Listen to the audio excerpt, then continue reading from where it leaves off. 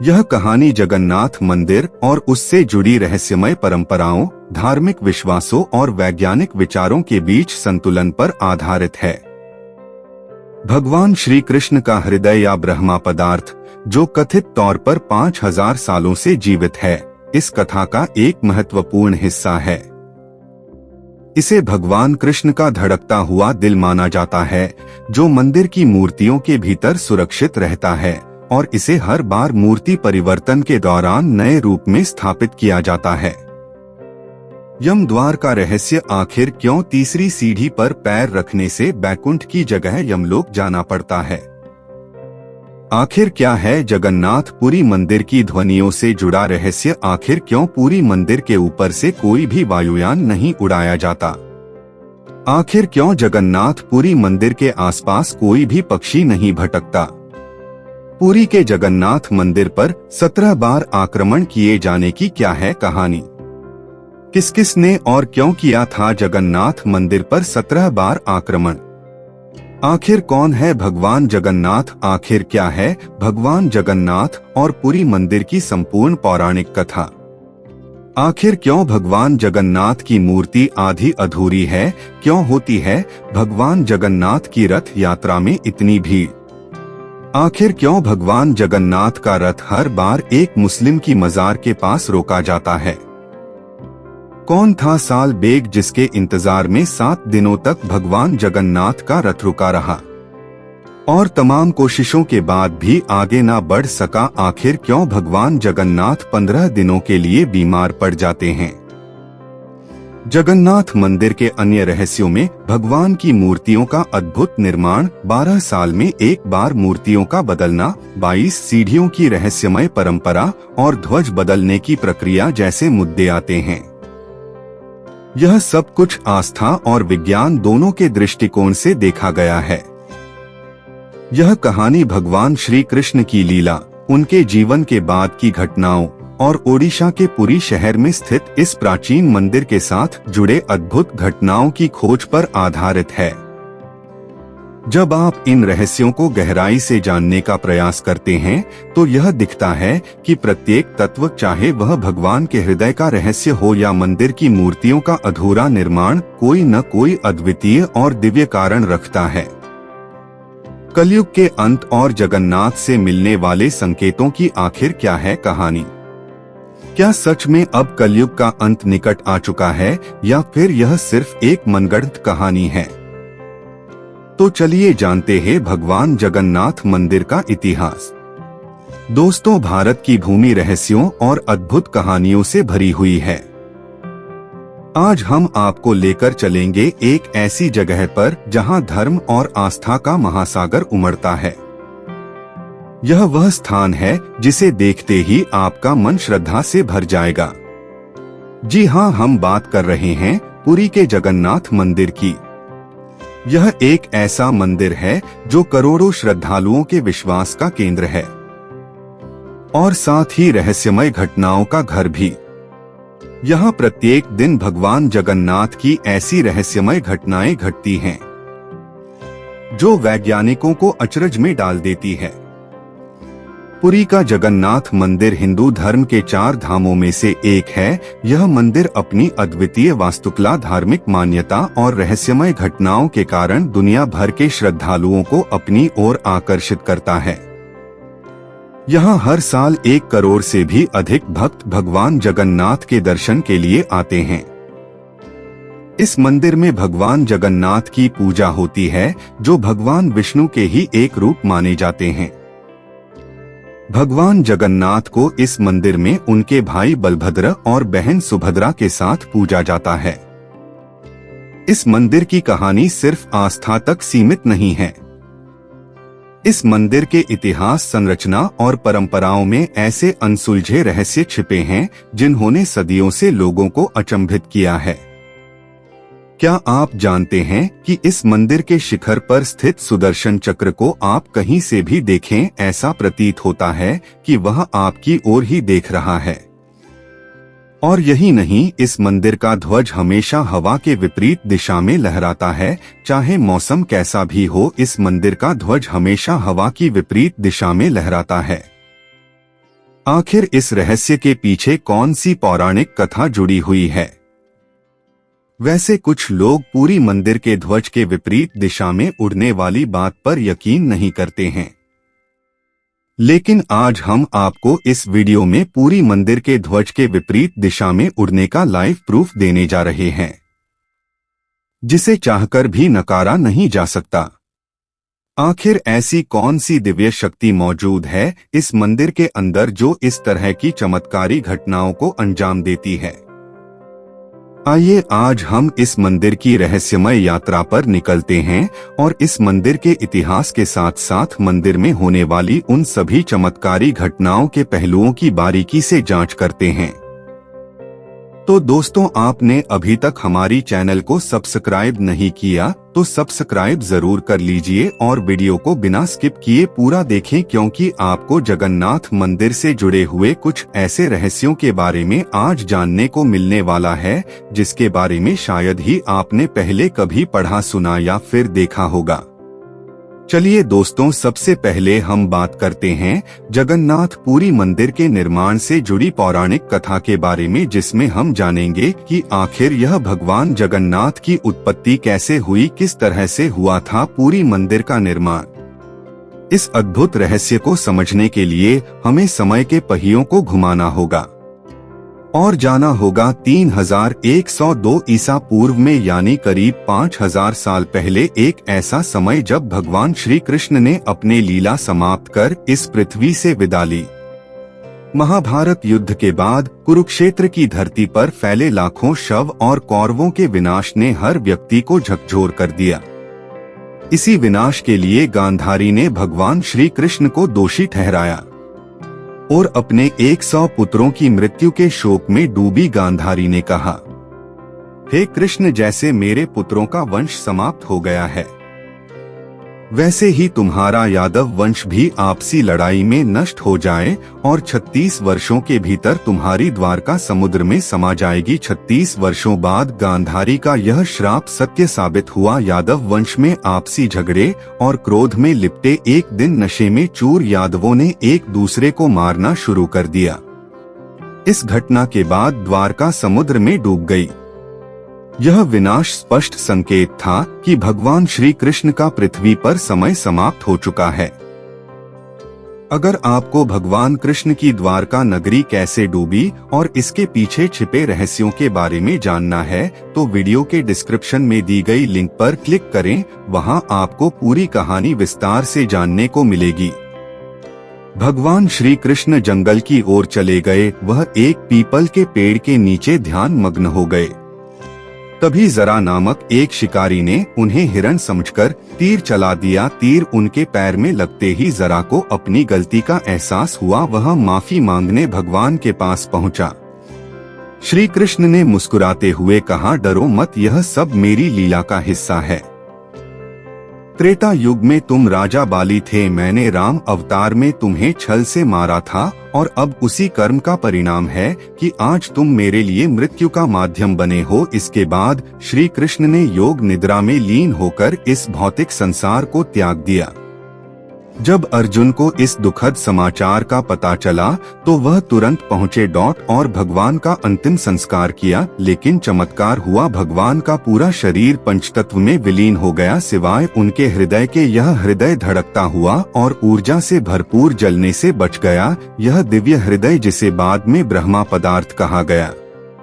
अर्जुन ने भगवान कृष्ण के दिव्य हृदय को एक लकड़ी के मंच पर रखा और उसे पवित्र नदी में प्रवाहित कर दिया।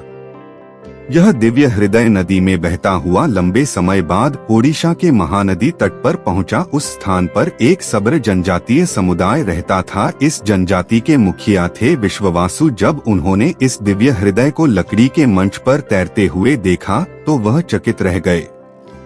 इस हृदय से एक दिव्य चमक निकल रही थी। विश्ववासु ने तुरंत इसकी दिव्यता को पहचाना और इसे नील माधव के रूप में पूजना शुरू कर दिया।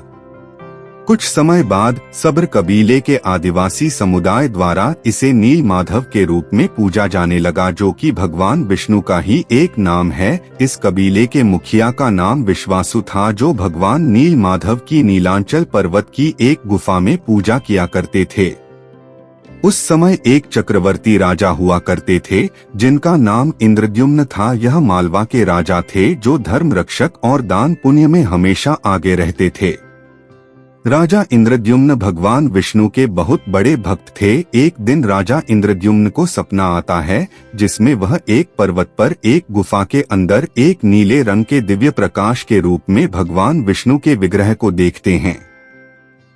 तब राजा तुरंत सुबह उठकर कुछ जानकार विद्वान और ज्योतिष के साथ कुछ चित्रकारों को भी बुलाते हैं ताकि उनके सपने में देखे गए दृश्य का वह चित्र बनवा सके।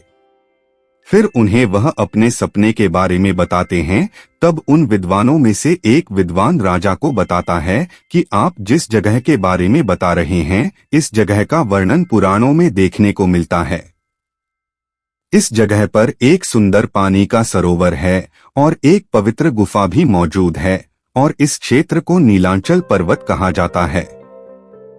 लेकिन यह पर्वत कहाँ पर है इसके बारे में कोई जानकारी नहीं है। पता नहीं इस समय यह पर्वत इस धरती पर मौजूद भी है या नहीं। आपको इस तरह का स्वप्न आना भगवान श्री कृष्ण की कोई लीला भी हो सकती है। फिर राजा ने अपने सैनिकों को चारों दिशाओं में नीलांचल पर्वत और उस गुफा को खोजने के लिए भेज दिया। इधर राजा को एक और सपना आता है जिसमें वह समुद्र की लहरों को देखता है और फिर उसे एक मंदिर भी दिखाई देता है। फिर राजा को यह समझ आ जाता है कि भगवान क्या चाहते हैं। राजा अगले दिन ही मंदिर के निर्माण का कार्य प्रारंभ कर देता है, लेकिन समुद्र की लहरों के कारण मंदिर का निर्माण नहीं हो पाता। मंदिर का निर्माण होने के बाद समुद्र की लहरों के कारण मंदिर बार बार ध्वस्त हो रहा था। फिर राजा ने हनुमान जी की स्तुति की और मंदिर निर्माण में उनकी सहायता मांगी। हनुमान जी ने राजा का अनुरोध मान लिया और कहा, मैं यहाँ पर सूक्ष्म रूप में विराजमान रहूंगा। इसके बाद हनुमान जी समुद्र की तरफ मुंह करके बैठ गए। फिर मंदिर का निर्माण किया गया। हनुमान जी के होने से इस बार मंदिर ध्वस्त नहीं हुआ और मंदिर का निर्माण हो गया। मंदिर का निर्माण तो हो गया था, लेकिन राजा को अब भगवान के विग्रह को मंदिर के गर्भगृह में स्थापित करने की चिंता सता रही थी। नीलांचल पर्वत की खोज में गए राजा के सभी सैनिक खाली हाथ वापस लौट आते हैं, लेकिन राजा के इन्हीं सैनिकों में से एक सैनिक ब्राह्मण विद्यापति था। ब्राह्मण विद्यापति थोड़ा आध्यात्मिक किस्म का व्यक्ति था और उसने नीलांचल पर्वत को खोज लिया और उसे यह भी पता चल गया कि एक गुफा के भीतर भगवान के विग्रह की नील माधव के रूप में सब्र कबीले का मुखिया विश्वासु पूजा करता है और उन्होंने अपने देवता को नीलांचल पर्वत की गुफा के अंदर छुपाया हुआ है। ब्राह्मण विद्यापति इस बात को भी अच्छे से जानता था कि सब्र कबीले का मुखिया विश्वासु नील माधव का बहुत बड़ा उपासक है और उसने भगवान नील माधव के विग्रह को किस गुफा में रखा है, लेकिन वह इसके बारे में नहीं बताएगा। फिर विद्यापति ने दिमाग लगाया कि बल के सहारे तो उन्हें कभी भी भगवान का विग्रह प्राप्त नहीं हो सकता। इसलिए विद्यापति ने मुखिया की बेटी को प्रेम जाल में फंसाकर उससे विवाह कर लिया। फिर उसने विश्वासु की बेटी को अपने पिता को नील माधव के दर्शन कराने के लिए मनाने के लिए कहा, लेकिन सब्र कबीले का मुखिया विश्वासु नहीं माना। विश्वासु की उसकी बेटी के अलावा कोई संतान नहीं थी, इसलिए उसकी बेटी ने कहा कि आपके बाद हमें ही नील माधव की पूजा करनी है, इसलिए उनका पता बता दीजिए। फिर विश्वासु मान गए और विद्यापति की आंखों पर पट्टी बांधकर उसे उस गुफा में ले गए जहाँ पर नील माधव का विग्रह था। विद्यापति बड़ा ही चतुर था। आंखों में पट्टी बंधी होने के कारण रास्ते का पता लगाने के लिए उसने अपने हाथों में सरसों के बीज रख लिए और उन्हें रास्ते में डालता गया। जब बारिश का मौसम आया तो सरसों के बीज अंकुरित होकर उग आए। फिर वह राजा इंद्रद्युम्न के साथ आया और भगवान नील माधव के विग्रह को चोरी कर फरार हो गया। गुफा के अंदर नील माधव का विग्रह नहीं है। जब इस बात का पता मुखिया विश्वासु को चला तो वह काफी दुखी हुआ। विश्वासु भगवान नील माधव की पूरे सच्चे मन से भक्ति करता था। राजा इंद्रद्युम्न ने भगवान के विग्रह को मंदिर में स्थापित कर दिया, लेकिन उस विग्रह से निकलने वाली नीली रोशनी इतनी तेज थी कि कोई भी उसके दर्शन नहीं कर पा रहा था, इसलिए राजा की चिंता अब भी खत्म नहीं हुई थी। भगवान विष्णु ने फिर से उन्हें सपने में दर्शन दिए और निर्देश दिया कि पुरी के समुद्र तट पर जाएं। भगवान ने कहा, एक विशाल नीम का पेड़ बहकर आएगा, उसी पेड़ से मेरी नई मूर्ति बनाओ और उस मूर्ति के अंदर मेरे विग्रह को स्थापित कर दो। राजा ने आदेश का पालन किया और समुद्र तट पर अपने सेवकों को भेजा। वहां उन्हें वह विशाल नीम का पेड़ मिला जिस पर भगवान विष्णु के प्रतीक शंख, चक्र, गदा और कमल उके हुए थे, लेकिन पेड़ को उठाना आसान नहीं था। कई प्रयासों के बावजूद पेड़ अपनी जगह से नहीं हिला। जब इस बात का पता राजा इंद्रद्युम्न को चला तो उन्होंने हनुमान जी से प्रार्थना की। तब हनुमान जी ने बताया कि तुम भगवान नील माधव के विग्रह को चोरी करके लाए हो, इसीलिए तुम पाप के तले दबे हो, इसलिए तुम इस लट्ठे को नहीं ले जा सकते। अगर तुम इस लट्ठे को ले जाना चाहते हो तो विश्वासु से जाकर माफी मांगो। फिर राजा विश्वासु के पास जाता है और उससे क्षमा याचना करता है। फिर विश्वासु उस पेड़ के लट्ठे को उठाकर लाने के लिए सहमत हो जाता है। विश्वासु अकेला ही बिना किसी की भी सहायता लिए उस लट्ठे को उठाकर ले जाने लगता है, जिसे देखकर वहां पर मौजूद सभी लोग हैरान रह जाते हैं। मुखिया ने लट्ठे को मंदिर के बाहर छोड़ दिया, लेकिन कोई भी कुशल कारीगर उस लकड़ी से नील माधव की मूर्ति नहीं बना सका। कारीगरों ने राजा से कहा है, महाराज, यह लकड़ी इतनी मजबूत है कि हमारे हथौड़े और छेनी का इस पर कोई असर नहीं होता। कृपया हमें माफ करें, हम यह कार्य करने में असमर्थ हैं। इस स्थिति से निराश राजा इंद्रद्युम्न ने भगवान विष्णु की प्रार्थना की। भगवान विष्णु राजा के सपने में प्रकट हुए और कहा, है राजा, देवताओं के दिव्य वास्तुकार विश्वकर्मा की पूजा करो, वह यह कार्य पूर्ण करेंगे। राजा ने भगवान की सलाह मानी और विश्वकर्मा की प्रार्थना की। कुछ दिनों बाद विश्वकर्मा एक बूढ़े आदमी के रूप में प्रकट हुए और राजा से बोले हैं, महाराज, मैंने सुना है कि आप एक मूर्ति बनाना चाहते हैं। राजा ने पूछा, क्या आप यह कर सकते हैं? विश्वकर्मा ने उत्तर दिया, हाँ, लेकिन मेरी कुछ शर्तें हैं। विश्वकर्मा ने कहा, मैं भगवान विष्णु की मूर्तियां एक बंद कमरे में 21 दिनों में बनाऊंगा। इस दौरान मुझे कोई परेशान नहीं करेगा। अगर किसी ने दरवाजा खोला तो मैं मूर्तियों को अधूरा छोड़ दूंगा। राजा ने इन शर्तों को मान लिया और विश्वकर्मा ने काम शुरू कर दिया। शोर मचाते हुए दरवाजा बंद हुआ। आरा, छेनी और हथौड़े की आवाजें सुनाई दी, लेकिन जब 15 दिन बाद भी कोई आवाज नहीं आई तो रानी गुंचा चिंतित हो गई। उसने काफी आवाज लगाई, लेकिन अंदर से कोई भी जवाब नहीं आया। इसके बाद तुरंत रानी ने इस बात की सूचना महाराज को दी। राजा अपने सैनिकों के साथ वहां पर पहुंचे और सभी ने आवाज लगाई, लेकिन अंदर से कोई भी जवाब नहीं आ रहा था।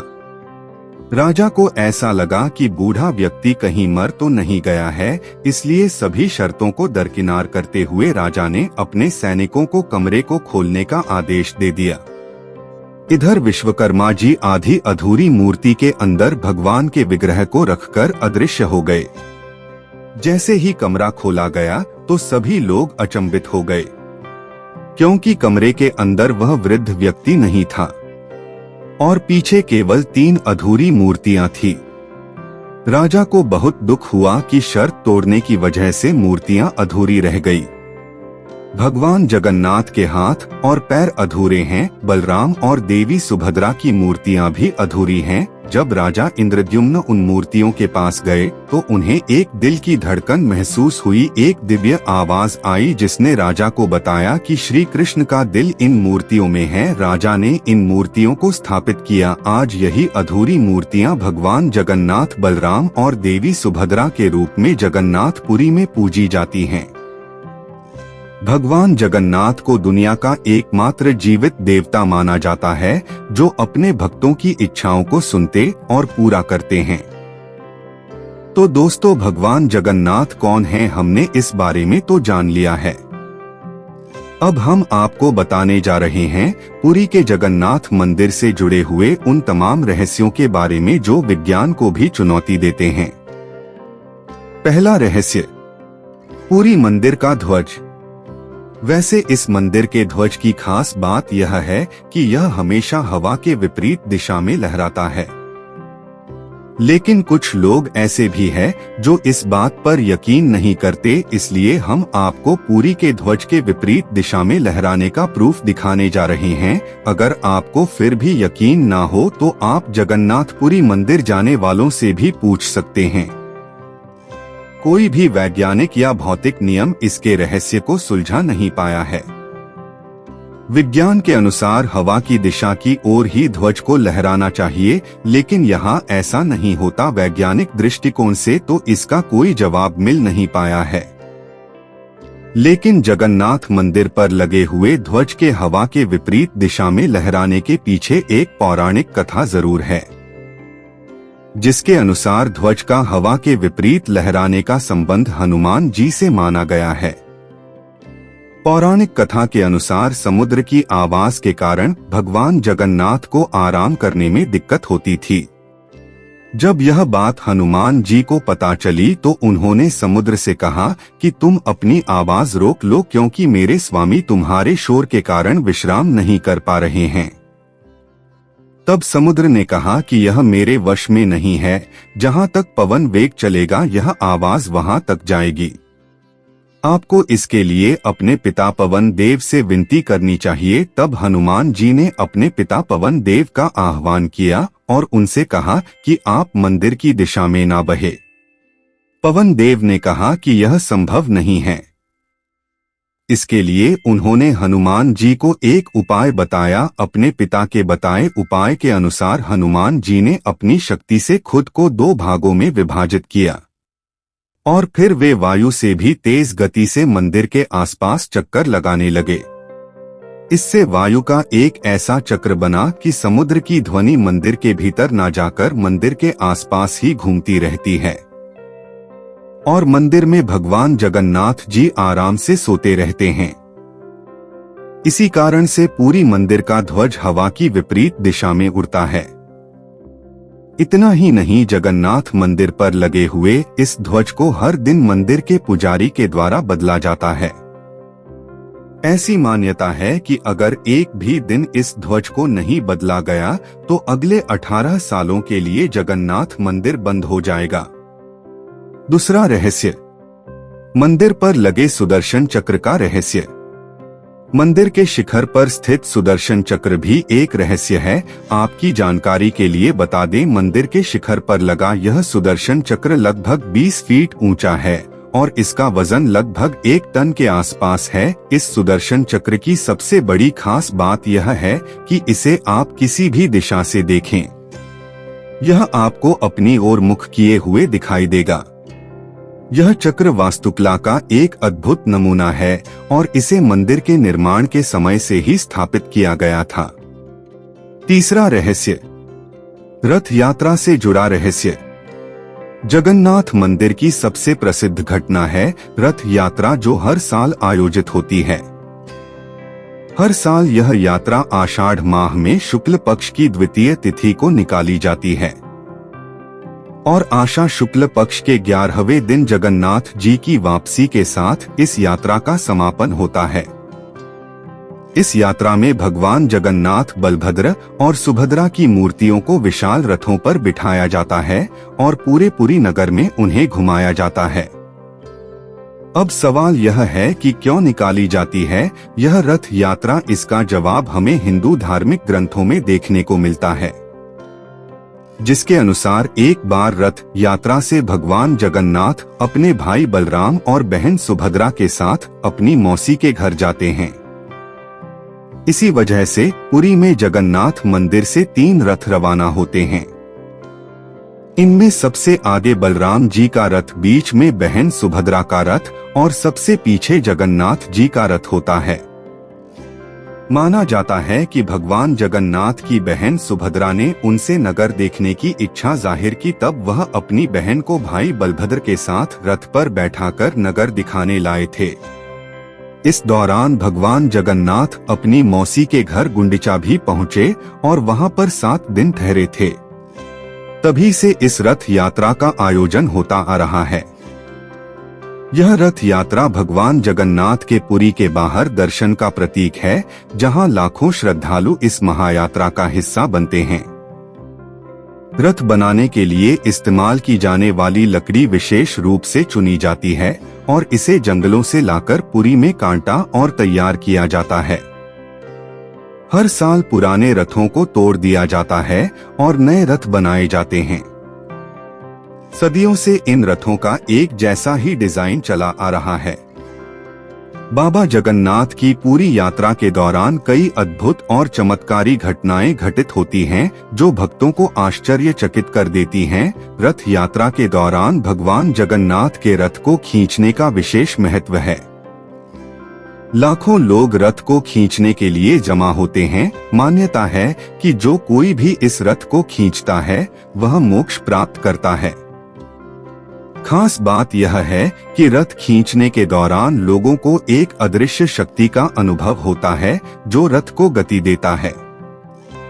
कई बार ऐसा देखा गया है कि जब रथ को खींचने वाले भक्तों की कमी होती है, तब रथ स्वयं ही चलने लगता है, जो भगवान की दिव्य उपस्थिति का प्रमाण माना जाता है।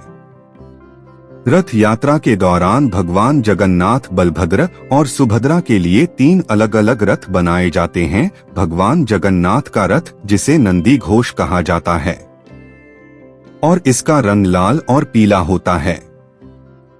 यह रथ सबसे बड़ा होता है, जिसमें 16 पहिए होते हैं।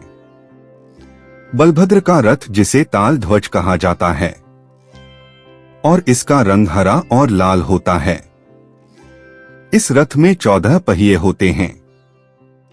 सुभद्रा का रथ, जिसे देव दलन कहा जाता है, और इसका रंग काला और लाल होता है।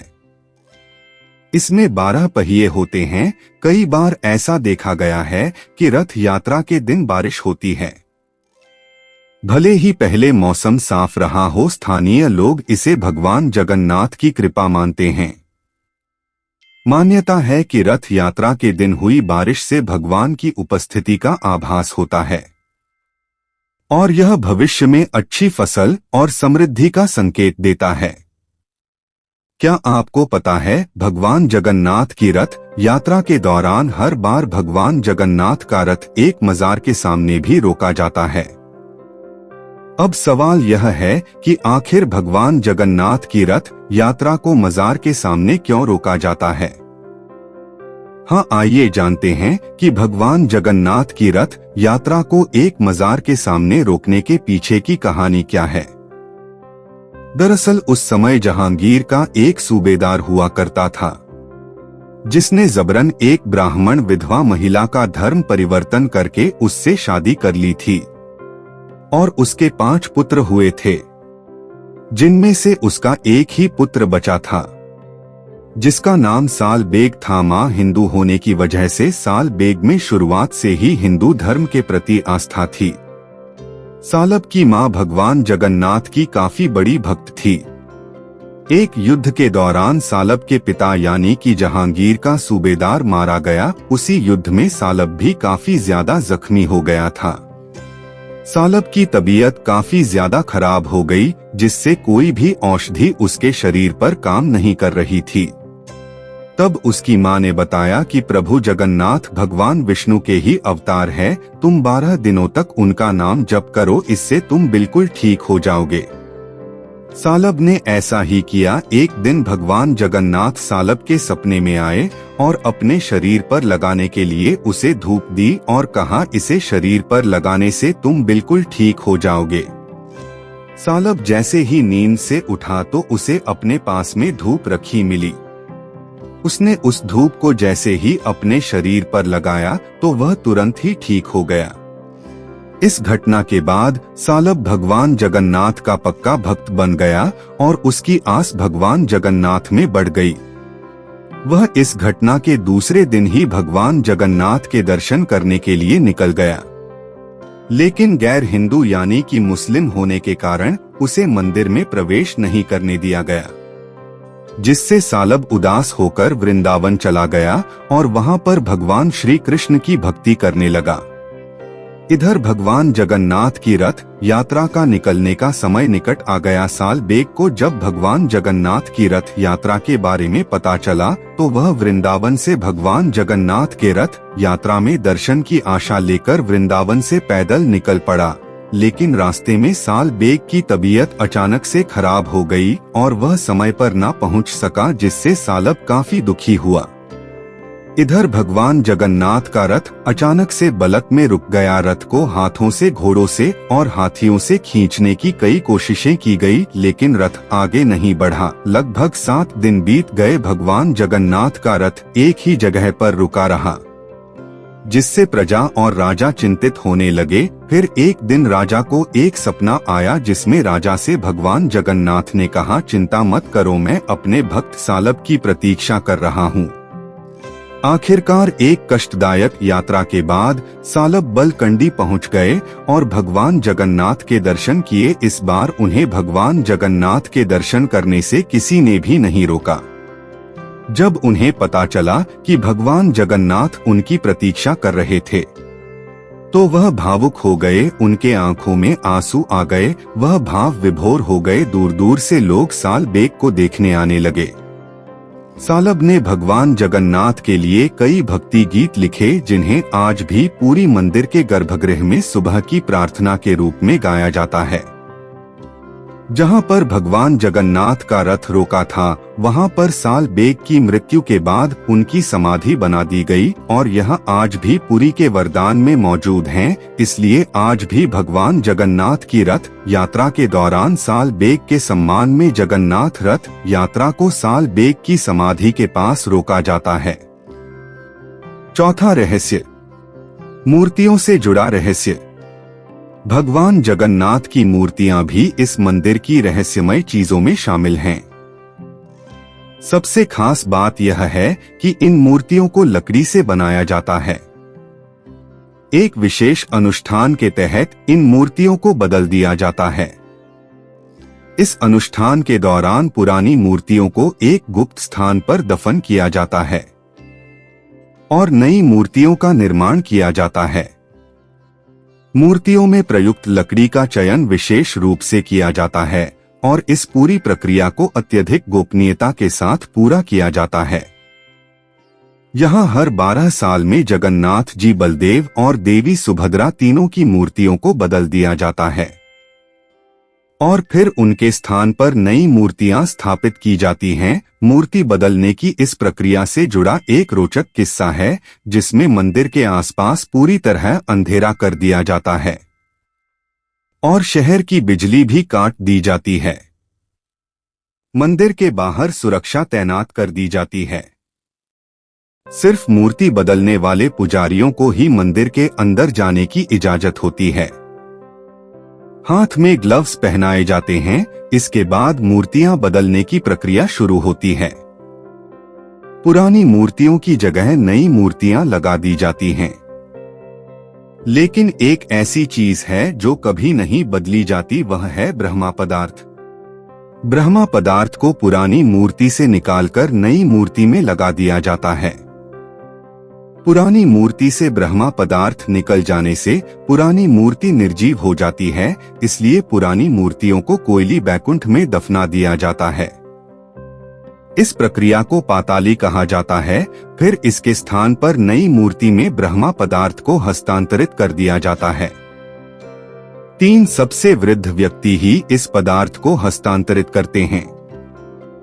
इस ब्रह्मा पदार्थ को हस्तांतरित करने का अधिकार सबर कबीले के वंशजों को ही दिया जाता है, क्योंकि सबर कबीले के आदिवासी ही भगवान जगन्नाथ के सबसे पहले उपासक थे। यह ब्रह्मा पदार्थ हर 12 साल में पुरानी मूर्ति से नई मूर्ति में बदल दिया जाता है। लेकिन मूर्ति बदलने वाले पुजारी को भी नहीं पता होता है कि यह कैसा दिखाई देता है। इस ब्रह्मा पदार्थ को आंखों पर पट्टी बांधकर ही हस्तांतरित किया जाता है। मान्यता है कि इस ब्रह्मा पदार्थ को बदलने की विधि को अगर किसी ने भी देख लिया तो उसकी मौत पक्की है। यह भी कहा जाता है कि अगर इस पदार्थ को किसी ने अपनी आंखों से देख लिया तो सामने वाले के शरीर के चीथर उड़ जाएंगे और उसे कभी भी मनुष्य रूप नहीं मिलेगा। इस ब्रह्मा पदार्थ को हमेशा श्री कृष्ण से जोड़कर देखा जाता है।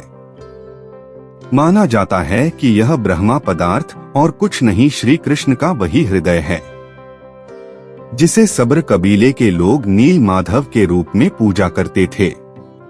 मूर्ति बदलने वाले कुछ पुजारियों ने अपना अनुभव साझा करते हुए बताया है कि जब ब्रह्मा पदार्थ पुरानी मूर्ति से निकालकर नई मूर्ति में डालते हैं, उस वक्त ऐसा लगता है कि हाथों में कुछ उछल रहा हो, जैसे कोई खरगोश का बच्चा उनके हाथों में हो। कोई ऐसी चीज है जिसमें जान है, क्योंकि हाथों में दस्ताने होते हैं, इसलिए इस पदार्थ के बारे में कुछ ज्यादा एहसास नहीं हो पाता है। यानी ब्रह्मा पदार्थ के किसी जीवित पदार्थ होने की कहानियां जरूर हैं, लेकिन इसकी हकीकत क्या है यह कोई नहीं जानता है। पूरी मंदिर की मूर्तियों में हस्तांतरित होने वाला ब्रह्मा पदार्थ आज भी एक रहस्य है। वैसे आपका इस पर क्या मानना है, हमें कमेंट करके जरूर बताएं। 5वां रहस्य, मंदिर की संरचना और ध्वनियों का रहस्य। जगन्नाथ मंदिर की वास्तुकला भी अपने आप में अद्वितीय है। मंदिर का मुख्य गुंबद इतना बड़ा और प्रभावशाली है कि इसकी छाया दिन के किसी भी समय मंदिर के परिसर में नहीं पड़ती। अक्सर मंदिर में आपने 1 या 2 दरवाजे देखे होंगे, लेकिन जगन्नाथपुरी मंदिर में 4 दरवाजे हैं, जिनमें पहले द्वार का नाम सिंह द्वार यानी शेर का द्वार, दूसरे द्वार का नाम व्याघ्र द्वार यानी बाघ का द्वार, तीसरे द्वार का नाम हस्ती द्वार यानी हाथी का द्वार और चौथे द्वार का नाम अश्व द्वार यानी घोड़े का द्वार। जानकारी के लिए बता दें, मुख्य द्वार को सिंह द्वार कहा जाता है। इसके अलावा मंदिर के आसपास एक चमत्कारी घटना घटती है।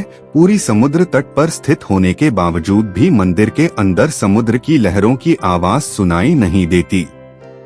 जब तक आप लोग मंदिर के बाहर रहते हैं, तब तक आपको समुद्र की लहरों की आवाजें सुनाई देती है, लेकिन जैसे ही आप मंदिर के सिंहद्वार के अंदर प्रवेश करते हैं, लहरों की आवाज पूरी तरह से गायब हो जाती है। यह रहस्य आज भी अनसुलझा है और लोगों को सोचने पर मजबूर करता है कि आखिर ऐसा कैसे संभव हो सकता है। इतना ही नहीं, मंदिर के पास में ही स्वर्ग द्वार भी है, जहां पर मोक्ष प्राप्ति के लिए शव जलाए जाते हैं।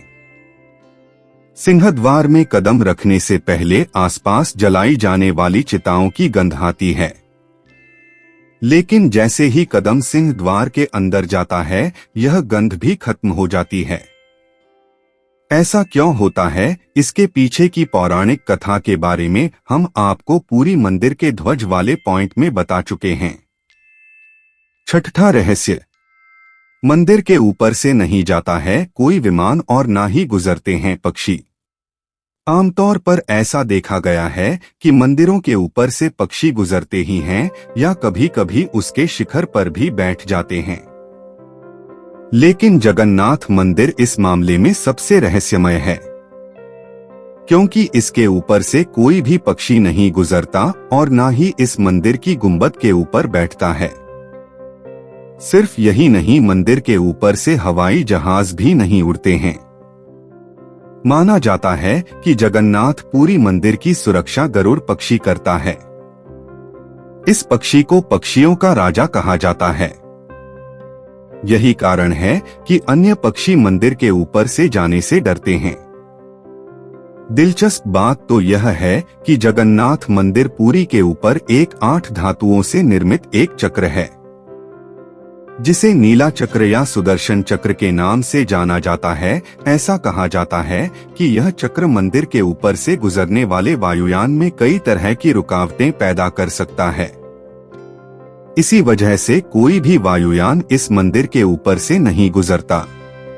आश्चर्यचकित कर देने वाली बात तो यह है कि इंसानों तक तो ठीक है, लेकिन पक्षियों को कैसे पता है कि इस मंदिर के ऊपर से नहीं गुजरना है और ना ही इसके ऊपर बैठना है। 7वां रहस्य, नहीं दिखती है मंदिर की परछाई। जगन्नाथ मंदिर करीब 4 लाख वर्ग फीट एरिया में है। इसकी ऊंचाई 214 फीट है। दोस्तों, किसी भी वस्तु या इंसान या फिर पशु पक्षियों की परछाई बनना तो विज्ञान का नियम है, लेकिन जगत के पालनहार भगवान जगन्नाथ के मंदिर का ऊपरी हिस्सा विज्ञान के इस नियम को चुनौती देता है। यह मंदिर के शिखर की छाया हमेशा अदृश्य ही रहती है। इतना ही नहीं, अगर कोई व्यक्ति इस मंदिर पर जाकर खड़ा हो जाता है तो उसकी परछाई भी नीचे नहीं दिखाई देती है, जो अपने आप में काफी अद्भुत है।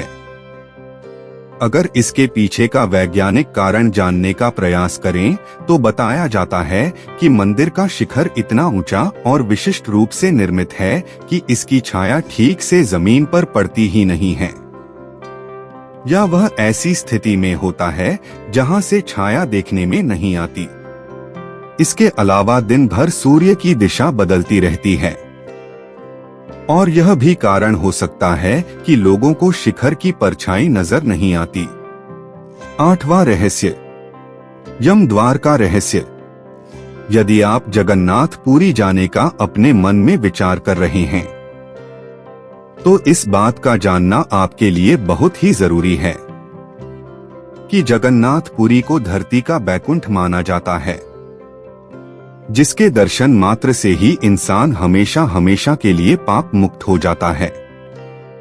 पौराणिक मान्यता के अनुसार भगवान जगन्नाथ के दर्शन करके सभी लोग पाप मुक्त होने लगे थे। तभी यह देखकर यमराज जी चिंतित होने लगे और भगवान श्री जगन्नाथ के पास पहुँचे और उनसे कहा, आपके दर्शन करके तो सभी मनुष्य बैकुंठ धाम पहुँच रहे हैं, इस तरह तो यमलोक खाली हो जाएगा और सभी मनुष्य भी बैकुंठ धाम पहुंच जाएंगे। तब भगवान जगन्नाथ ने तीसरी सीढ़ी यमराज को देते हुए कहा कि जब भी कोई भक्त दर्शन से लौटते समय तीसरी सीढ़ी पर पैर रखेगा तो उसके सभी पुण्य खत्म हो जाएंगे, उसे मेरे दर्शन का फल नहीं मिलेगा और वह बैकुंठ की बजाय यमलोक जाएगा। अगर आप जगन्नाथ पुरी दर्शन करने के लिए जा रहे हैं तो मंदिर में कुल 22 सीढ़ियां हैं, जिसमें आपको दर्शन करने के बाद नीचे से शुरुआत की तीसरी सीढ़ी का ध्यान रखना है और उस पर आपको अपने पैरों को रखने से बचना है, वरना आपके दर्शन के सभी पुण्य शून्य हो जाएंगे। यमला सीढ़ी की एक और पहचान यह है कि यह एक काले रंग का चमकता हुआ पत्थर है जिसे आप आसानी से पहचान सकते हैं। 9वां रहस्य, जगन्नाथ मंदिर के रत्न भंडार से जुड़ा रहस्य। पुरी के जगन्नाथ मंदिर का रत्न भंडार मंदिर के सबसे बड़े रहस्यों में से एक है। इस रत्न भंडार में भगवान जगन्नाथ, बलभद्र और सुभद्रा की पूजा में इस्तेमाल होने वाले बेशकीमती रत्न, आभूषण और अन्य कीमती धरोहर रखी गई हैं। ओडिशा के कई राजाओं और सम्राटों ने इस खजाने में अपार धन, सोना, चांदी और रत्न दान किए थे। सन 1978 में रत्न भंडार का एक बार सर्वेक्षण किया गया था, लेकिन केवल बाहरी कक्ष की ही जांच की गई। भीत कक्ष की चाबियां रहस्यमय तरीके से गायब हो गई थी, लेकिन 46 साल बाद 2024 में पहली बार रत्न भंडार के आंतरिक कक्ष को खोला गया। लेकिन सबसे हैरान करने वाली बात तो यह है कि आंतरिक कक्ष को सुबह 9:53 पर ही खोला गया, यानी कि पूरे शुभ मुहूर्त का ध्यान रखते हुए ही जगन्नाथ मंदिर के आंतरिक कक्ष को खोला गया था, जिससे किसी भी तरह का नुकसान ना हो। लोगों का मानना है कि खजाने की रक्षा भगवान जगन्नाथ स्वयं करते हैं और जो कोई भी इसे अनाधिकृत रूप से खोलने की कोशिश करेगा उसे गंभीर परिणामों का सामना करना पड़ेगा। कुछ इतिहासकारों का कहना है कि बहुत बार डकैत लोगों ने मंदिर के खजाने को चुराने का प्रयास किया था, लेकिन वे लोग कहां गायब हो गए, इस बात का पता आज तक किसी को भी नहीं चल सका। आंतरिक कक्ष के अंदर कुल 12 बक्से मिले थे, जिनको स्ट्रांग रूम में शिफ्ट कर दिया गया था। जब इन बक्सों की जांच की गई तो इस बात का पता लगा कि इसमें जो आभूषण हैं, वह 12वीं शताब्दी के हैं। इसमें 74 सोने के आभूषण हैं, जिनमें से प्रत्येक का वजन 100 तोला से अधिक है। सोने, हीरे, मूंगा और मोतियों से बनी प्लेटें भी पाई गई। इसके अलावा 140 से अधिक चांदी के आभूषण भी रत्न भंडार में रखे हुए थे। जांच कमेटी ने लोगों का एक भ्रम अवश्य दूर कर दिया है, क्योंकि लोगों का मानना था कि जगन्नाथ मंदिर के आंतरिक कक्ष में मौजूद खजाने की रक्षा सांप कर रहे हैं। लेकिन जब कमेटी ने रत्न भंडार के आंतरिक कक्ष के द्वार खोले तब उन्हें कोई भी सांप नहीं दिखाई दिया। 10वां रहस्य, भगवान जगन्नाथ के बीमार होने से जुड़ा रहस्य। हाँ दोस्तों, आपने इंसानों के बीमार होने के बारे में तो सुना होगा, लेकिन आपको जानकर हैरानी होगी कि भारत में भगवान जगन्नाथ का एकमात्र ऐसा मंदिर है जहां पर भगवान जगन्नाथ भी बीमार पड़ जाते हैं। जगन्नाथ रथ यात्रा से पहले भगवान जगन्नाथ को 15 दिनों के लिए बुखार आ जाता है और यह परंपरा हर साल निभाई जाती है। लेकिन क्या आप जानते हैं कि आखिर हर साल जगन्नाथ जी को 15 दिनों के लिए बुखार क्यों आ जाता है? जगन्नाथ यात्रा शुरू होने से पहले ज्येष्ठ माह की पूर्णिमा तिथि के दिन भगवान जगन्नाथ, बलभद्र जी और सुभद्रा जी को 108 घड़ों के जल से स्नान कराया जाता है, जिसे सहस्त्रधारा स्नान नाम दिया गया है। मान्यता है कि ठंडे पानी से स्नान के बाद तीनों बीमार हो जाते हैं और फिर इन्हें 15 दिनों के लिए एकांतवास में रखा जाता है और इस दौरान मंदिर के कपाट बंद रहते हैं और भगवान को आयुर्वेदिक जड़ी बूटियों से बनी दवाइयां और काढ़ा दिया जाता है। 15 दिन बाद जब भगवान ठीक हो जाते हैं तब उनकी रथ यात्रा निकाली जाती है। लेकिन अगर इस चीज को पौराणिक कथा से जोड़कर देखा जाए तो एक पौराणिक कथा के अनुसार उड़ीसा की पुरी में भगवान जगन्नाथ के एक परम भक्त थे जिनका नाम था माधव दास।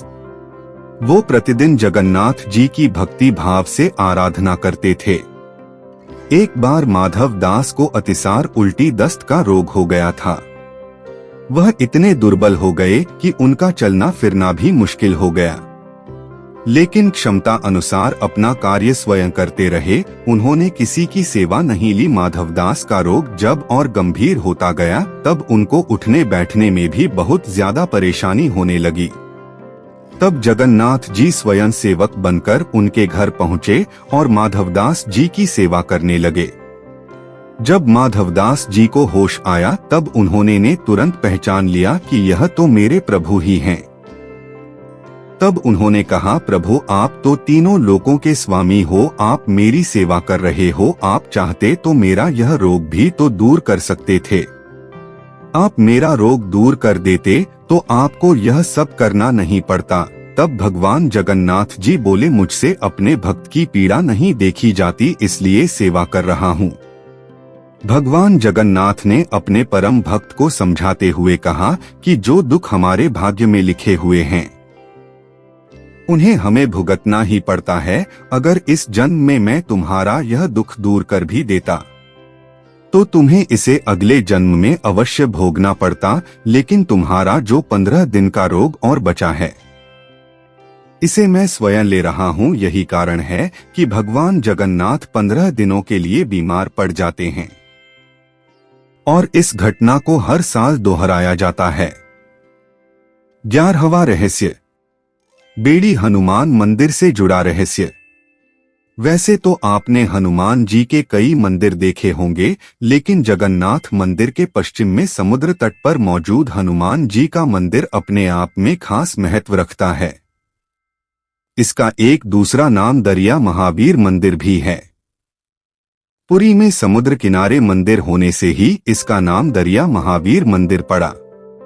इस मंदिर में बजरंग बली की मूर्ति बेड़ी अर्थात जंजीर से बंधी रहती है, इसलिए इस मंदिर को बेड़ी हनुमान मंदिर के नाम से जाना जाता है।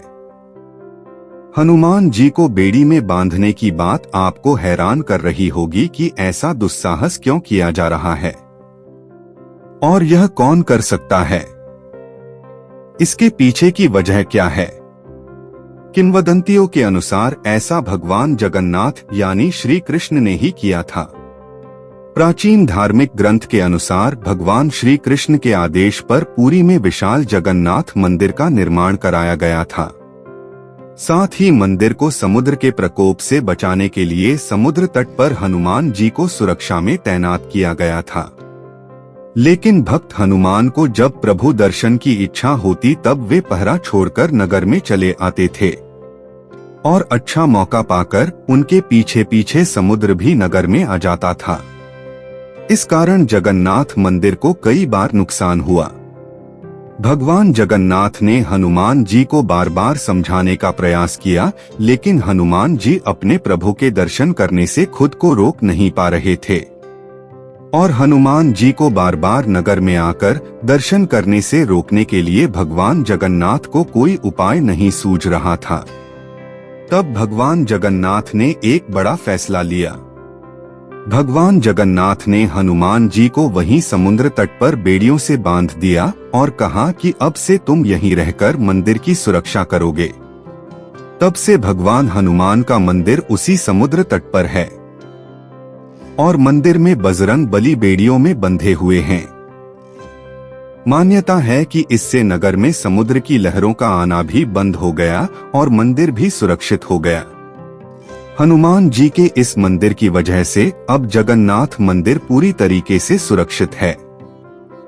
चाहे वह समुद्र की लहरों को लेकर हो या फिर चोर डकैत हो, इसी वजह से यहाँ हजारों भक्त रोजाना दर्शन के लिए आते हैं। 12वां रहस्य, मंदिर की रसोई घर से जुड़ा रहस्य। तो दोस्तों, हैरान करने वाली बात तो यह है कि जगन्नाथ मंदिर की एक और विशेषता है, इसकी विशाल रसोई जिसे आनंद बाजार कहा जाता है। यह रसोई दुनिया की सबसे बड़ी रसोइयों में से एक है। यहाँ हर दिन लाखों भक्तों के लिए भोजन तैयार किया जाता है, जिसे महाप्रसाद कहा जाता है। इस रसोई में 500 रसोइये और 300 उनके सहयोगी काम करते हैं। इस रसोई का एक रहस्य यह भी है कि यहाँ पर 1 लाख भक्त आए या फिर 5 लाख, इस रसोई का प्रसाद कभी भी कम नहीं पड़ता और ना ही कभी प्रसाद बचता है। जैसे ही मंदिर का गेट बंद होने का वक्त आता है, प्रसाद अपने आप खत्म हो जाता है।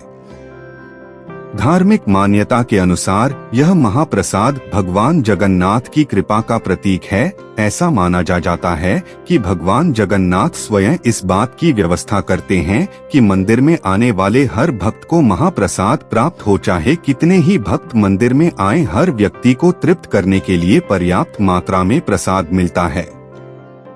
मंदिर में प्रसाद बनाने की व्यवस्था इतनी सुव्यवस्थित होती है कि प्रतिदिन आने वाले भक्तों की संख्या के आधार पर प्रसाद तैयार किया जाता है।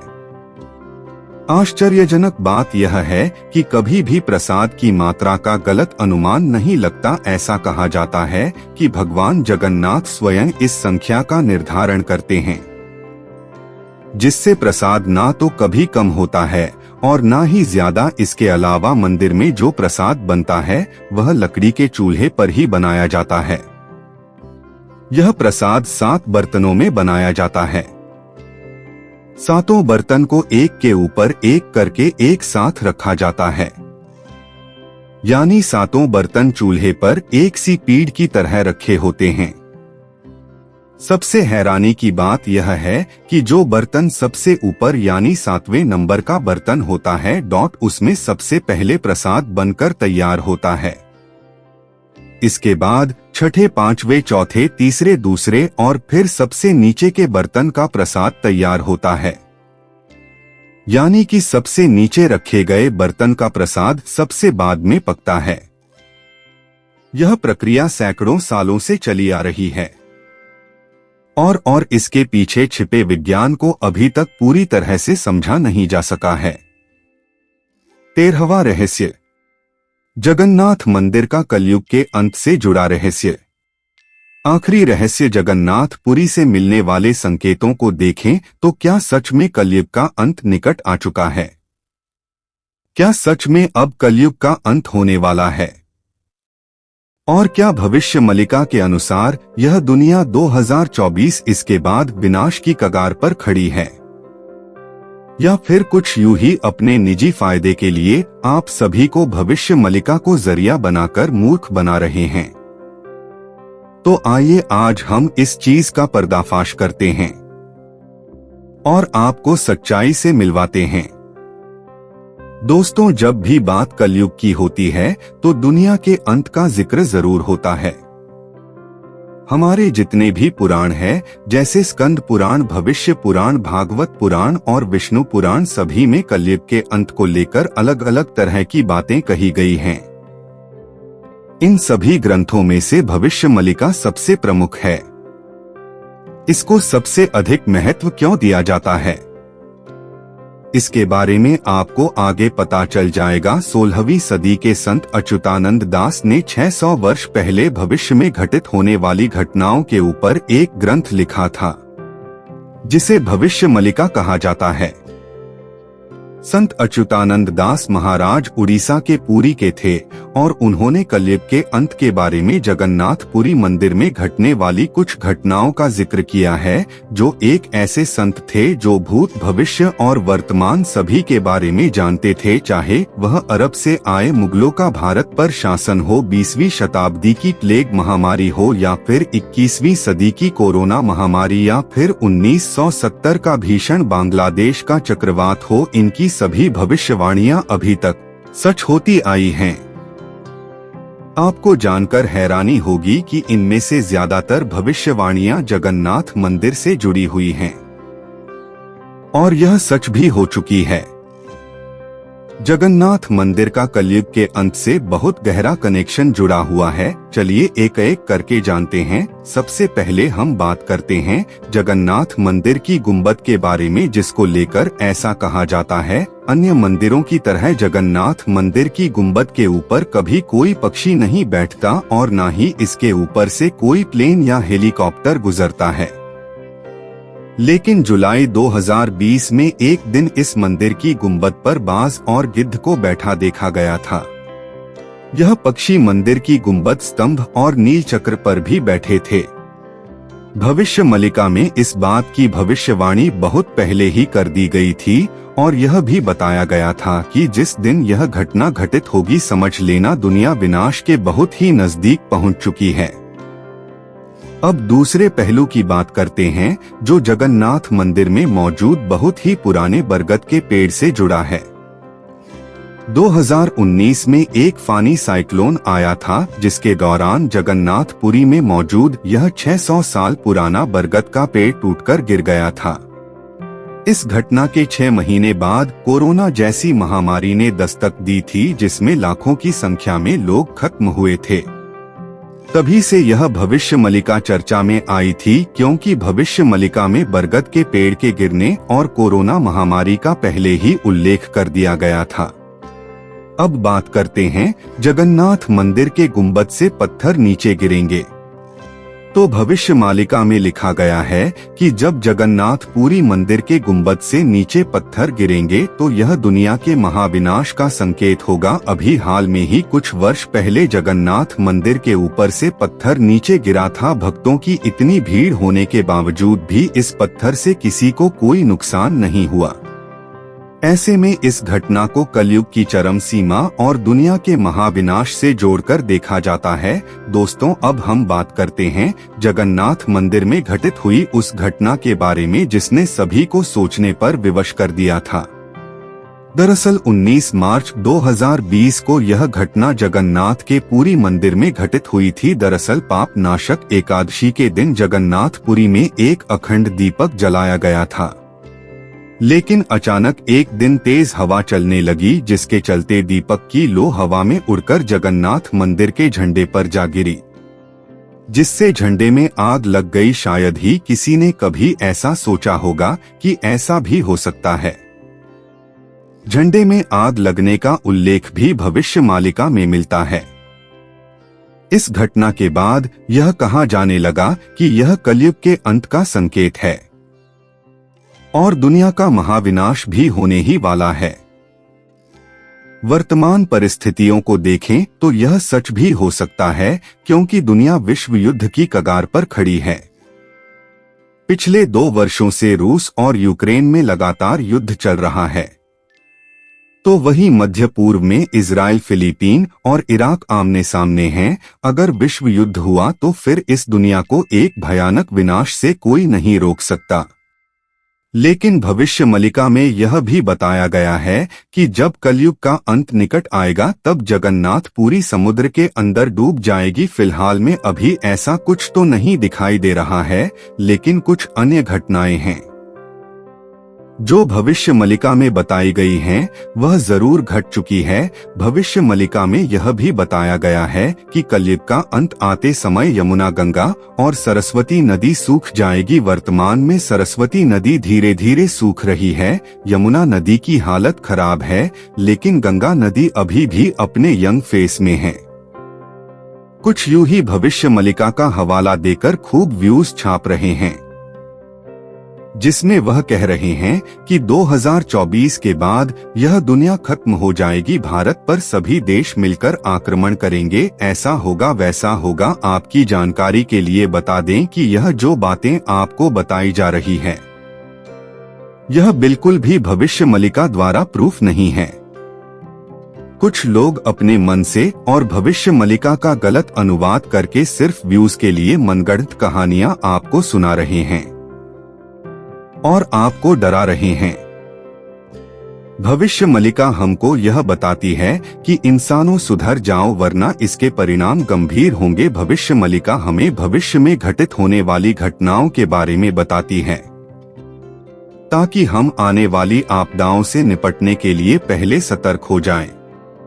हमारे हिंदू धार्मिक ग्रंथों के अनुसार कलयुग की आयु 4,32,000 साल है और अभी कलयुग की आयु 4,26,000 साल और बची है। दरअसल बात यह है कि भविष्यवाणी का सहारा लेकर लोग भविष्यवाणी का गलत अनुवाद कर अपने मन से ही मनगढ़ंत कहानी बना रहे हैं।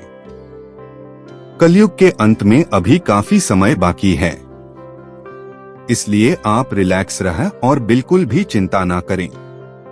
और हाँ, जगन्नाथ मंदिर पर 17 बार आक्रमण की कहानी बड़ी ही रोचक है, जिसे हम आपको इस वीडियो में नहीं बता सके, क्योंकि हमारी वीडियो पहले से ही बहुत लंबी हो चुकी है। इसलिए पूरी मंदिर पर 17 बार आक्रमण के ऊपर हम जल्द ही एक अलग से वीडियो बनाएंगे। अंत तक हमारे साथ बने रहने के लिए धन्यवाद। नाथों के नाथ जगन्नाथ की जय। जय हिंद, जय भारत।